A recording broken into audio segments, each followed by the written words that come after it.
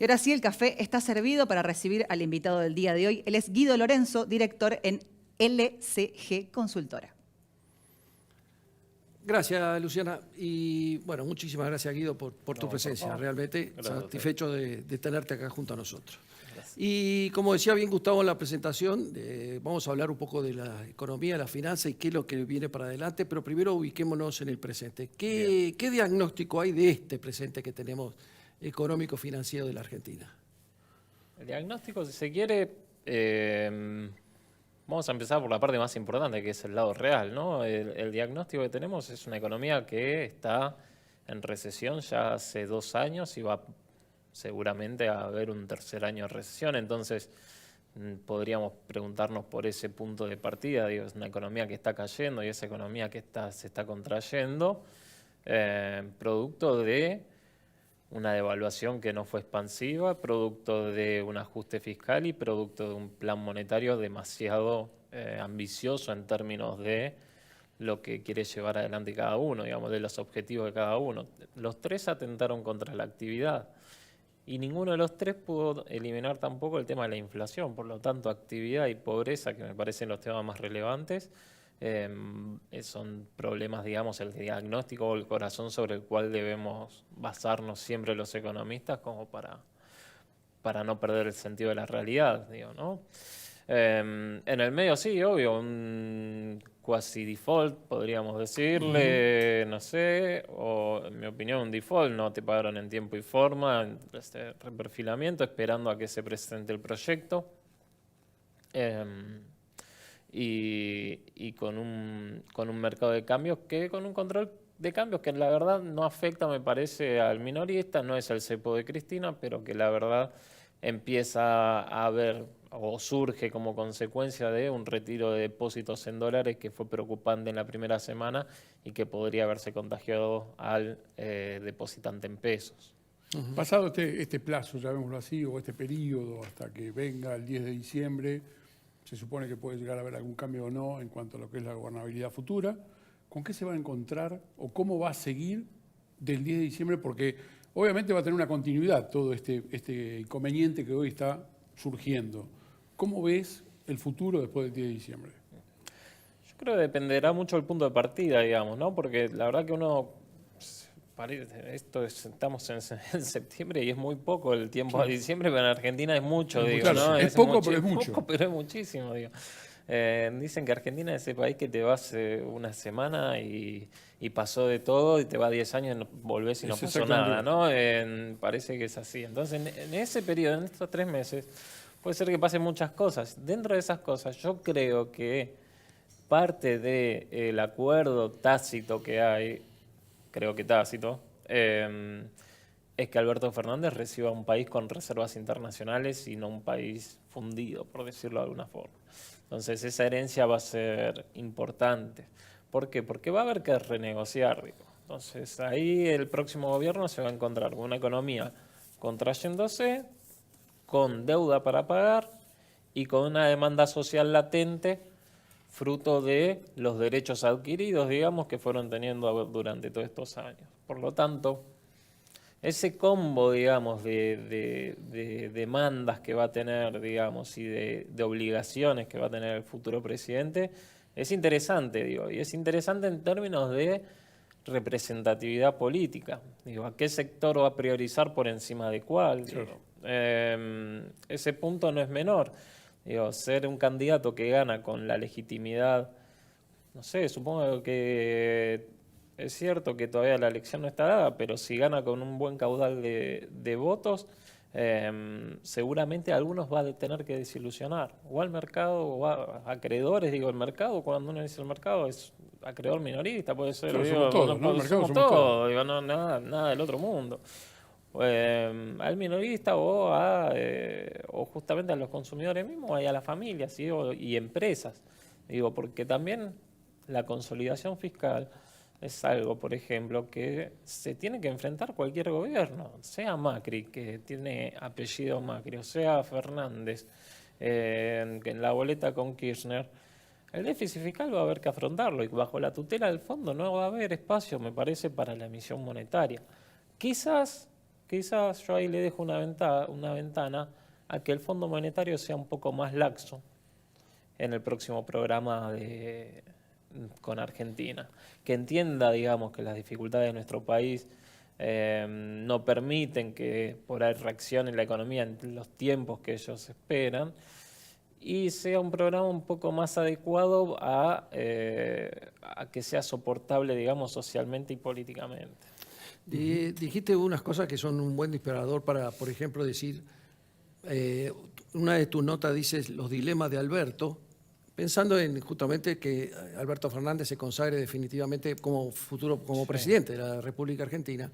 Y se hace un paralelo entre el 2003 de Néstor Kirchner y un 2020 de Alberto Fernández. Entonces, en el dilema que vos planteás, decís cuáles son las similitudes, pero también las grandes diferencias que hay entre un momento y otro.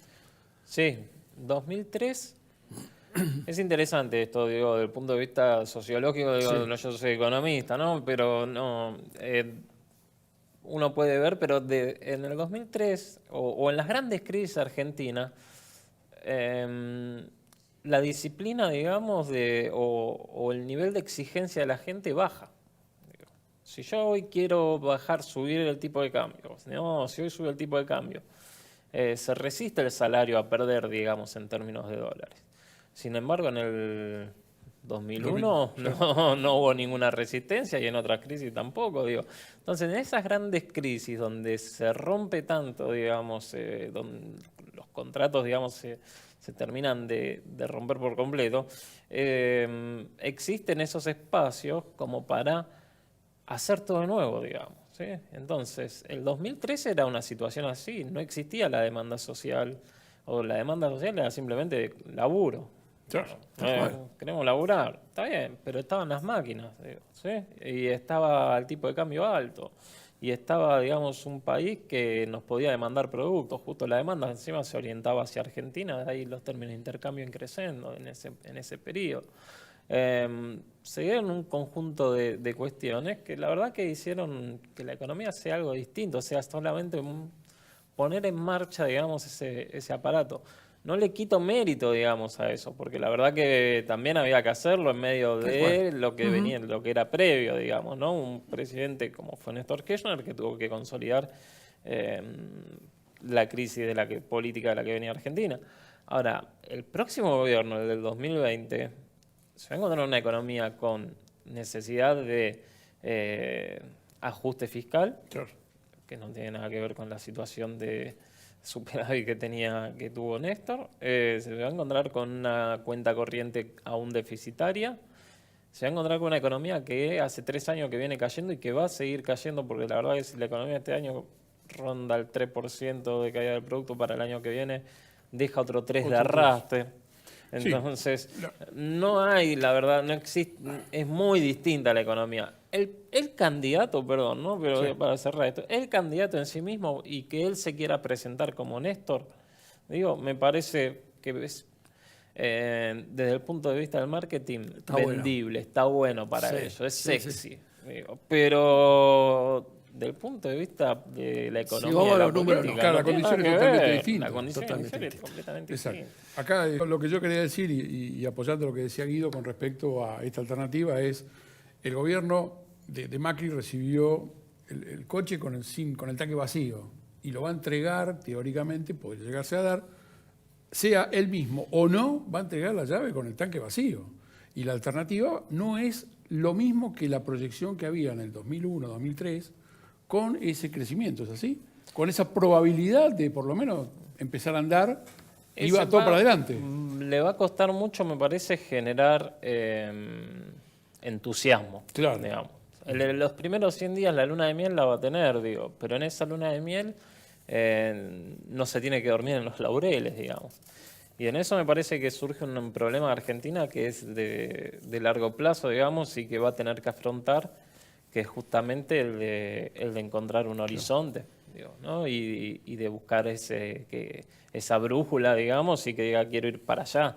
Me parece que va a tener que, este periodo lo tendría que estar transitando pensando ya, si es Alberto Fernández o el próximo presidente, en cuál va a ser el destino del país, si queremos convertirnos en un país agroexportador, exportador de servicios, exportador de, o si vamos a vivir con lo nuestro de vuelta, digo, toda esa discusión, digamos, me parece que pasados los 100 días se va a ver a la luz a ver si hay un plan o no. Si no hay ningún plan, el mercado nos puede soltar la mano de vuelta.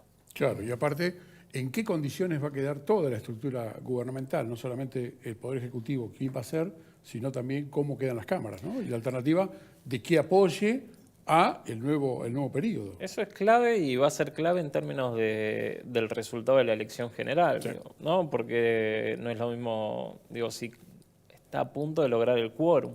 Claro. Digo, si, No, por eso es. ¿no? Viendo los resultados de las PASO. Entonces, en ese caso, por ahí sería más sano para la democracia, digo, tener un poco más de balanceo. Sin embargo, sí, va a necesitar construir consensos. Lo ideal, digamos, sería que sea construyendo consensos con la oposición y no por tener la mayoría en las cámaras simplemente. Ya lo vimos, aparte. Claro, por Ya lo eso, vimos, sí, ya sí, lo sí. vimos. Escúchame, Guido, siempre se discute o se habla de que cuando hay este tipo de cosas, si es un tema político, es un tema económico. Sí. Y vos escribiste en una de tus notas dos frases que a mí me quedaron grabadas y te las quería preguntar, porque dijiste, la mezquindad política le ganó a la sensatez de la economía, Ok. y a continuación dijiste, es la economía del palo enjabonado. Uno se va olvidando ya de lo que Menos escribe. mal que lo aclaró. El palo enjabonado. Sí, sí, sí, sí. Está bien, sí, está sí. bien, está buena. Sí, sí. No, la primera era la sensatez política le ganó a la mezquindad política a la sensatez económica. Sí.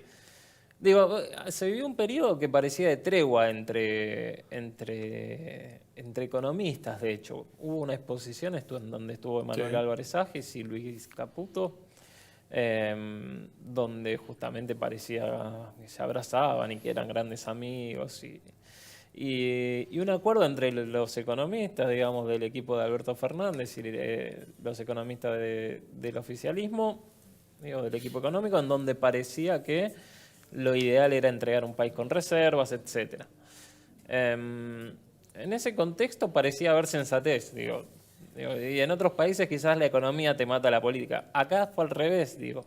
La política primó y que me parece que la ambición de Alberto Fernández por tratar de ganar y engrosar esa diferencia que obtuvo en las PASO o por asegurarse el resultado final, está llevando a la economía al borde de un problema. Y la segunda frase era que estábamos en la economía del palo enjabonado, digamos, nadie quiere ceder.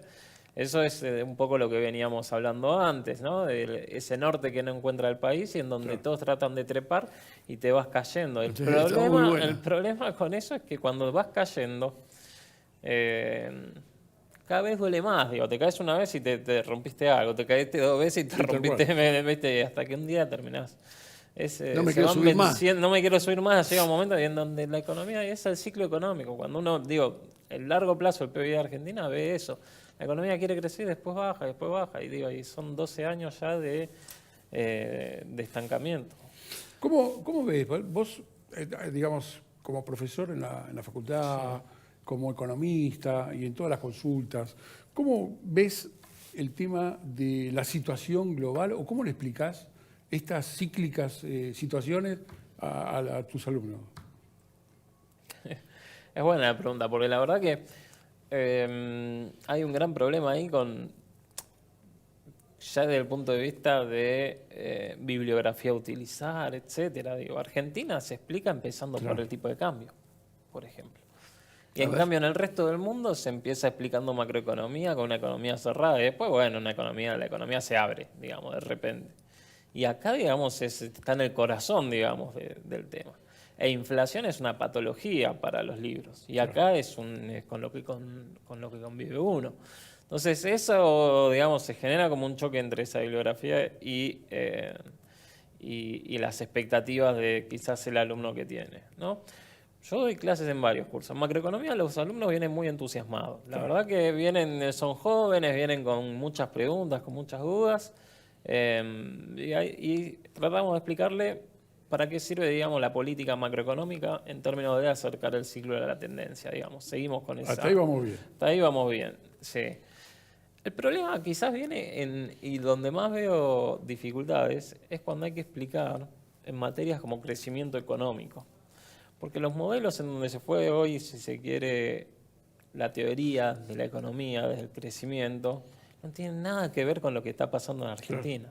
La Argentina todavía se debate en esa macro, digamos. Como uno dice acercar el ciclo a la tendencia, eso es la macro, está bien, pero no conocemos la tendencia de crecimiento de Argentina. De hecho, por ahí, si miro los últimos 10 años, es nula, digamos, es chata. Mostrarle, digamos, o tratar de generar entusiasmo en que se puede generar productividad total de los factores, por ejemplo, o que se puede hablar de debates que tengan que ver con productividad en sí misma, laboral, costo laboral unitario, son indicadores que en Argentina no estamos acostumbrados a mirar, pero que son muy relevantes. Y lo otro que tenías es cuál es la condición como vos estabas viendo un país tenías una foto hace 30 días atrás, 30 días, que hoy es distinta. Pasaron los pasos de por medio, ¿no? Pero es difícil entender hay Argentina. algo, sí, me lo preguntó un alumno la otra vez, me dice, pero tanto, ¿qué pasó? Bueno, es cierto, la economía es la misma, digamos, que teníamos el viernes pasado antes de las PASO. Claro. Vos te despertás el lunes y cambió todo, digo, y uno dice, ¿pero qué cambió en la economía? ¿Es otra economía en la que...? No, pero bueno, la verdad que las expectativas en economía juegan un rol fundamental. Sí. Y si al mercado no le gusta el candidato que ganó las PASO, bueno, vas a tener problemas, digamos. Hay que preguntarse por qué no le gusta tampoco. Y después hay que ver cómo reacciona el candidato para que le guste o no le guste. Ahí es donde entra la política un poco más. Claro.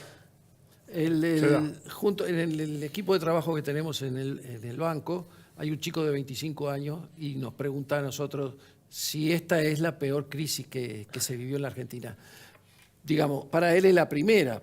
Sí. La del 2001 prácticamente era muy chiquito. No, sí. Esta es la primera. No tiene idea. Entonces, uno, digamos, yo no sé, vos hiciste la comparación 2013, ahora decís, no, esta no es igual que la del 2001, del 2002. La comparamos con el 89 y seguramente tendrá similitudes y diferencias. Lo que pasa es que quienes vivimos hace ya muchos años todo esto, nos acostumbramos a vivir ciclos cada vez más cortos de crisis en la Argentina. Y eso es lo difícil de entender para la juventud, hacerle entender. Supongo para vos, como profesor, decirle, esta es la Argentina. Sí, porque la verdad que cuando uno ve el ciclo económico, digo, ve la vida de uno mismo ahí. Yo veo el ciclo y digo, no sé, acá fue cuando me compré el departamento, acá fue cuando... Y a venderle entusiasmo, cuando en los últimos años no pasa nada, digamos. Estamos como en un problema. Yo creo que ahí, desde el punto de vista del crecimiento, sí, hay todavía como espacio como para generar esa épica, por lo menos para que se ilusionen.